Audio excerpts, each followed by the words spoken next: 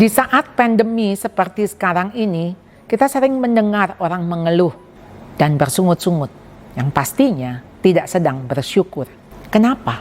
Menurut Francis Blaise Pascal, dia mengatakan di hati manusia ada satu ruang yang kosong yang hanya bisa diisi dan dipenuhi oleh Sang Penciptanya. Tuhan membuat satu lubang di hati kita yang memang tidak pernah bisa terpuaskan oleh apapun kecuali oleh Dia. Jadi manusia pada umumnya tidak puas dengan apa yang dimiliki. Selalu kepingin apa yang orang lain miliki. Punya ini, kepingin itu. Punya satu, pingin dua. Itulah manusia. Selalu merasa dirinya kurang. Kalau kurang, pasti serakah. Karena kepingin lagi, satu lagi. Kalau sudah serakah, tidak mungkin bisa berbagi. Apakah Anda mau melatih diri dengan cukup memiliki baju satu lemari saja?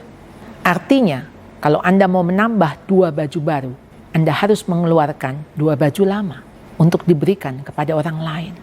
Ada pepatah mengatakan, kita itu hanya butuh tanah 2 kali 1 meter, yaitu tempat kita berbaring ketika kita meninggal. 1 Timotius 6 ayat 8 mengatakan, asal ada makanan dan pakaian, cukuplah. Hidup kita ini hanya soal hidup. Kita bisa makan yang secukupnya, bisa berpakaian, itu sudah cukup. Di dalam doa Bapa kami, berikanlah kami pada hari ini makanan kami yang secukupnya. Rasa cukup untuk makan itu hanya sebesar lambung Anda. Berapa besar lambung Anda? Hanya segenggam tangan Anda. Anda menjadi serakah kalau Anda makan kekenyangan. Anda harus bisa berhenti sebelum Anda kenyang dan Anda mengatakan cukup. Oleh karena itu, ajarkan anak untuk merasa cukup. Anggap saja ketika mereka makan. Kalau mereka sudah cukup kenyang, berhenti. Tentu dihabiskan makanannya. Artinya tidak perlu tambah lagi. Kalau dia punya satu, kalau dia kepingin lagi, nambah lagi, dia harus pikir yang dia punya bisa dibagikan enggak ke orang lain. Anak saya satu hari pulang dari sekolah, dia buka tudung saji dan dia berkata, "Yah, ini lagi." Saya bilang, "Tutup, jangan makan. Bagaimana kamu bisa berdoa, mengucap syukur ketika kamu sedang mengeluh? Bersyukur untuk apa yang ada, bukan mengeluh untuk apa yang tidak ada."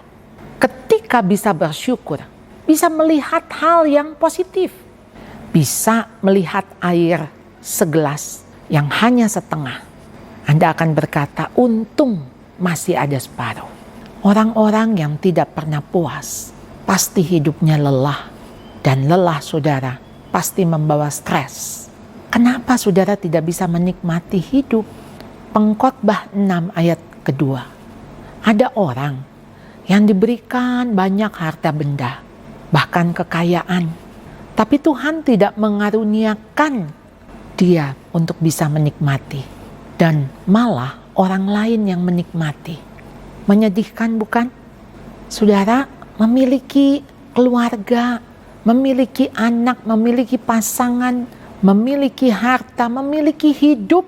Dan saudara sedang tidak menikmati.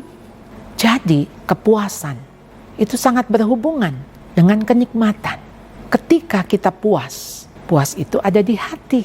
Tidak soal berapa banyak yang Anda punya.